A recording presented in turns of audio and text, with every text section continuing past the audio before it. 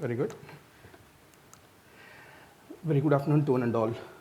It's my pleasure being here, and thanks to Kinos and AICC for inviting and organizing this wonderful conference.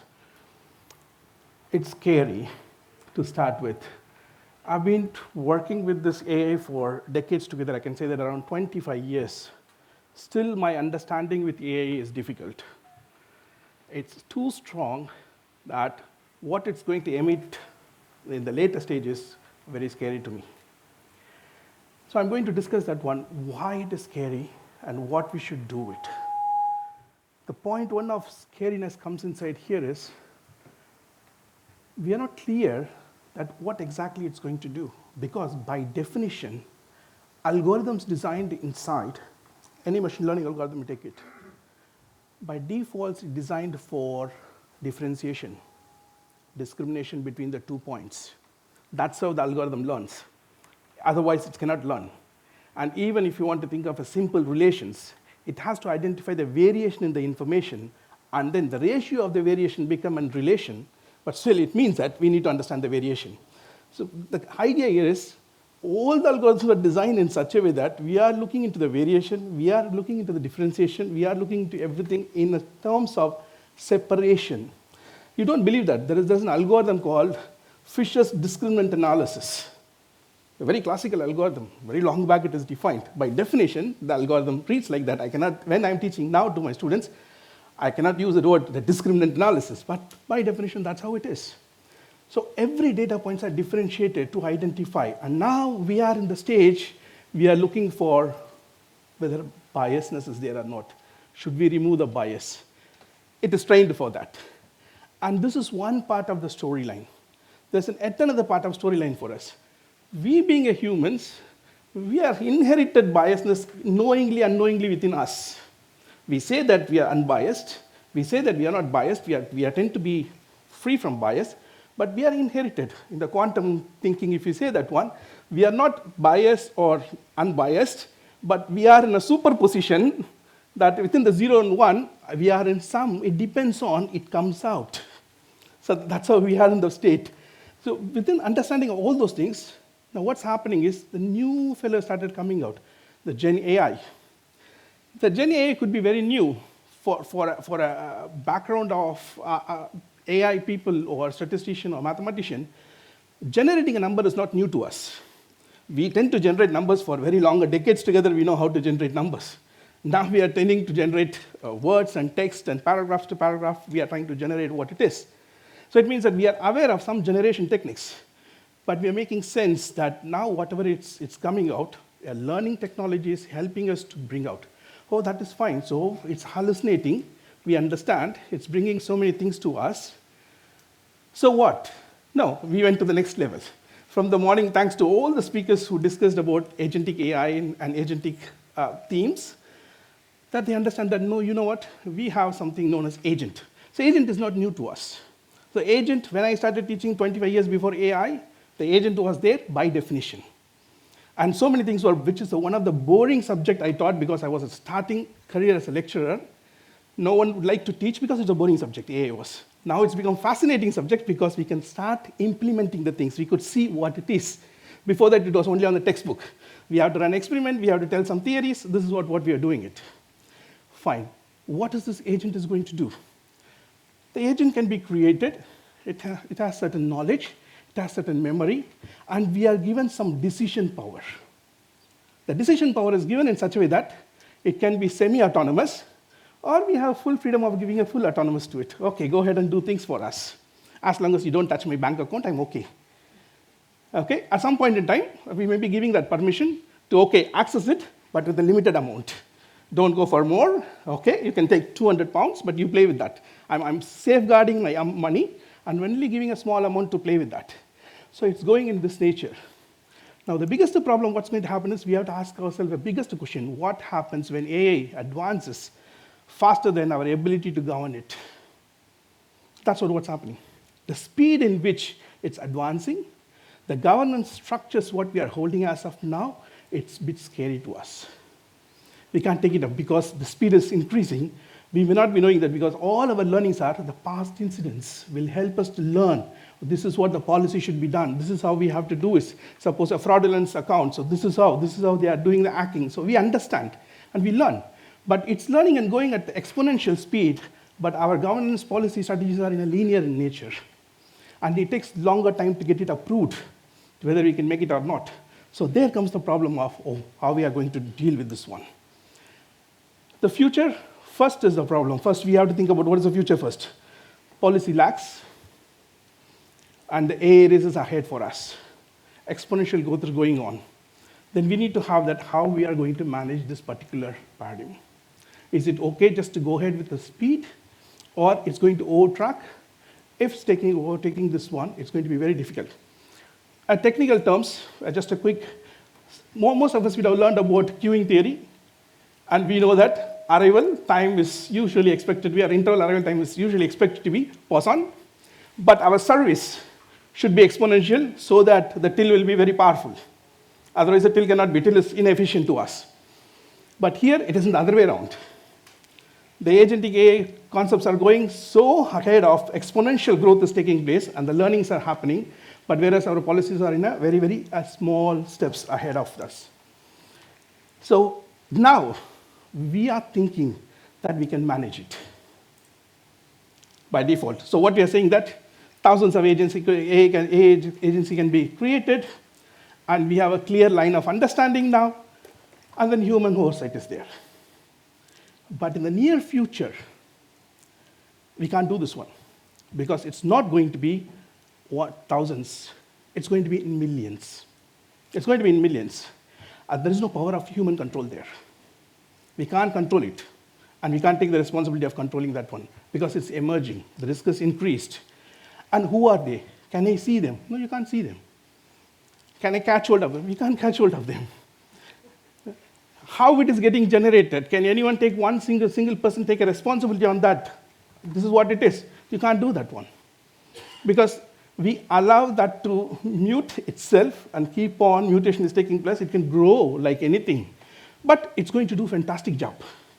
But something goes wrong. See, as long as everything is fantastic, we don't question anyone. But if something goes wrong, whom should I ask for it? And there comes the problem.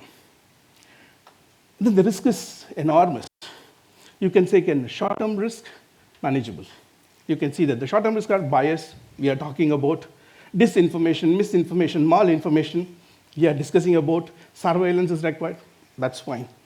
When it comes to mid-risk, then you can think of labor disruptions, or sometimes even we can think of arms race and so on and so forth. And the later stage is much more chaos. I tried with almost all the LLMs that how the future risk looks like down the line in 10 years to 25 years to 50 years. None of the LLMs could predict that what is going to happen to in future. It can tell any stories, it can give lots of information to us, and it can do so much of small things to us, and we can increase the productivity like anything. We can think of an outcome, input versus outcome, efficiency is increasing, effectiveness is increasing, all is good. But the problem is not ahead. Now, that's where the human beings are coming inside. We can think much more ahead of what these LLMs can do it. Because LLMs are learning from the back volume of data, and it's trying to predict it, but it could not. I say that, think about what could be the worst situation you can give it to me for the humankind. It could not give the best of best. We can sit and think that what are the other problems going to come in the future, but that's not given by the LLM. Now, when it comes to the issue, then who should take a responsibility? Who created it? Who deployed it? Who controls it? Or who is the responsible person for this? We can't take it. In the morning also wonderfully, we heard from the same example of the knife. You can, from the steel, you can create a finest knife, and you can sell it. Everything is responsibly, legally, ethically, with the full governance, and it is user perspective that how they are going to use it. It's not only the seller perspective, it's a user perspective. It means that we have to put a bigger hat that whose perspective we are viewing all this technology. Is it the production side, or a receiver side, or in between something else is happening? We are not very clear with that. So there comes the problem. Okay, I have devised a wonderful agent. The purpose is to make sure that something is for good, for the greater good for the country. but the people may be using it in a completely different purpose. We know that how to use that innovation in a completely in an inverse order. That this is a good medicine to be used for medical purpose, and the people can use it for something else also, the same medicine. Practically possible. Now, so we have to be very careful who should supposed to take this proper responsibility. Someone can take an individual. As a 10 members group, 1,000 members group, as a CEO, you can take care of it. Maybe in 1 million. This is in terms of millions, and who's not having any sort of a visual responsibility. Now there comes. So 26th of September, our government released about digital identity. And now you can see that almost 3 million, they already said that, kind of no to it. So that is fine. Human digital identity. But there comes the agents are created, and it's going to do a specific task for us. And we are expected to create an identity for that. Is that sufficient enough? Who is that agent? Where it is generated? Where it's residing? Is it possible to identify? And what its functions are? It's not just creating, because we can create, every one of us, most of them coming from the similar tech background, 30 seconds to 1 minute to create an agent to do a smaller minimum jobs for us. Very quickly, low code and no code provisions are available. We can create it within no time. But after creating, what's going to happen? We are talking about the data protection. We know that the data should reside with us, within our country, within our domain, within our office, where the agent is going to reside, where the functionality is going to be there. It can reside in one server, it can do all the things in some other places. And who is going to take the responsibility on that? Where it resides, or where it's actioned, or the consequence of the action it given to us. So we need to have that particular understanding. Then we can think of the agentic. It means that we are talking about a much more bigger problem. So I have to name it. It's going to be in millions. I have to give the number. Is there any global registry? Every one of us, we are having a passport. Somehow the passport number will tell us who we are. People can trace it. But as of now, except like a very big companies, they are saying that they have that particular coding system to maintain it and record it and keep it with them. But otherwise, there is no storyline that where exactly these agents are sitting, what it's doing. Now, we need to have some sort of understanding that how they can bring it up. So identity is required. We need to give a name. We need to give some number. We need to find out what the agent is all about. Is it possible to just keep quiet with that? Or should we need to do anything? No, we have to trace it. What exactly? We are talking about the consumer behavior. We are talking about the customer behavior. We know how to trace exactly the customer behavior from the starting point to end point, what exactly happening. And we know that how to sell the product to them. Everything is known. But we should also understand that what the agent is doing, what is the behavior of the agent, and is there any track line storage is given, something like our black box in aviation, that everything is recorded inside, so we know exactly what this agent has done, who is responsible for that. So we need to have that particular decision provenance. Once that is there, can we keep quiet with that? No. Now we need to go to the next level. Liability. Who is responsible for this one? That is fine. It depends on the risk. It depends on so many other things we're going to go for this particular liability effect. So it's a graduated liabilities. We need to be careful that, is it a small problem or a bigger problem? How big it is? How risky for the society? Because businesses may be interested in producing something, but it may not be good for the greater good. So we need to see that whose perspective we are going to see this particular problem. And if that problem is in that, okay, we know that, okay, what kind of liabilities we are talking about.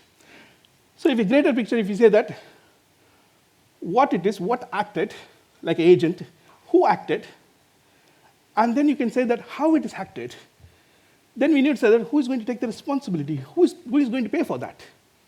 Should we keep quiet? No, we have to go to the next level of understanding that. What is the anticipatory risk assessment can be made with that agents? What is going to happen in the future? Can we predict it? Then I was talking about wonderfully with some of our insurance team from Allstate. They said we were nicely discussing outside. They said, okay, are you interested to insure the agent? They said, yes, we can think of insuring the agent. Oh, that's wonderful. So if something goes wrong with the insurance, then the agent, then the insurance company can cover. My question was, how do you measure the risk of that? We can measure the risk of our health, and the insurance can give some premium for us. So many things and so on and forth, we can do it. But how about agent? How I can measure, prepare a risk index for that one, so that, oh, this agent means this is the price, you have to use it. You use it for your company, well and good. If anything goes wrong, as an insurer, I'm giving you money to you. That's not going to happen. So it's a bigger problem. So is that bigger problem stopping at that level? No, we have to also think of what is in societal. What is going to cost for the society? What's the impact for the society? So we need to have a bigger picture of understanding, not just governing the agent. Because the governing agent may be within the company, within the device, but when we come out, it's become a bigger problem. And if it's not in the control, we need to have that control mechanism of how we can manage this agent. It's not just devising the agent. Now, the technology is taking us so far to very quickly devise the agent. But all these things are kept behind.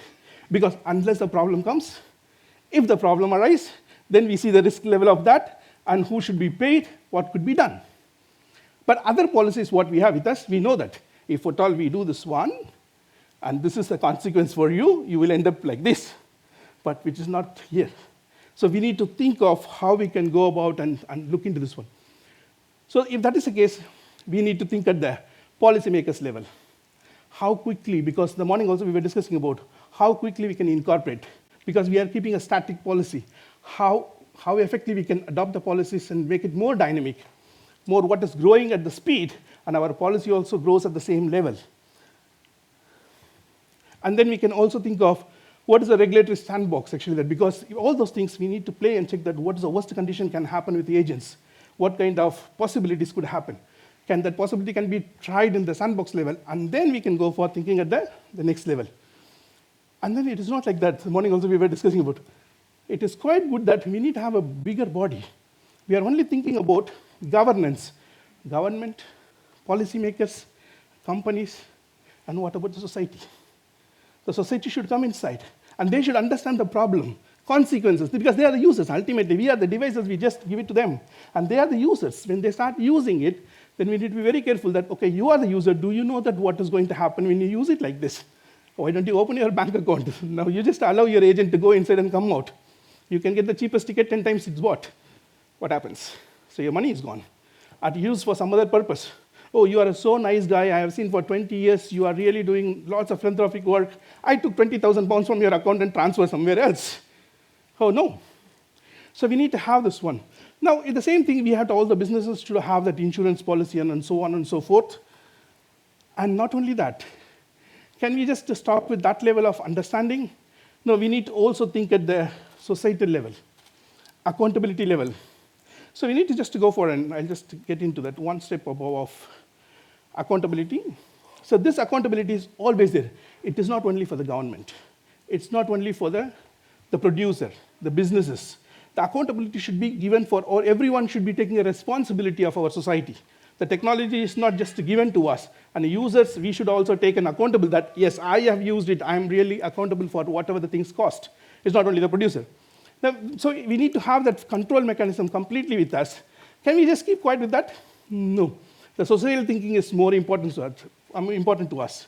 Unless the society is grouped together to understand what it is, then we talk about so many things, the fairness, transparency, and so on, safety, and all those things are required, but this is all essential. This is not exhaustive. There are so many things that are around us because we are not in a position to talk everything put together. For example, simple thing, ethics.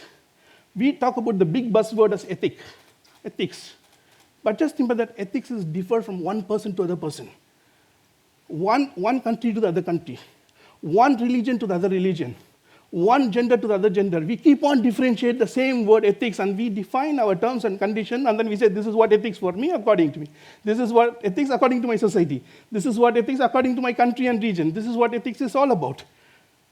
Then how AI system can incorporate all those things put together inside and then behave ethically, behave responsibly. Then we say human in loop. That is good. Oh, we are also having the biasness. Can a single human in the loop to allow this one? We are good enough in corruption.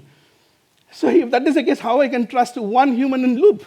Then we need to be very careful that, come on, human in the group, but responsible human. You get me? So it's not a one person who's handling, it's a group of members putting together to understand what it is. So we need to have that clear understanding of what exactly to use it, in what way we can bring all those concepts, so that we will not drift the values. We will make sure that everything is in a right order, right understanding. And so it means that, first of all, we have to stop seeing from backside. All our policies are made because of the previous problem, what happened. Then we learn from the mistakes. We learn from good things. Then we make a policy for the future.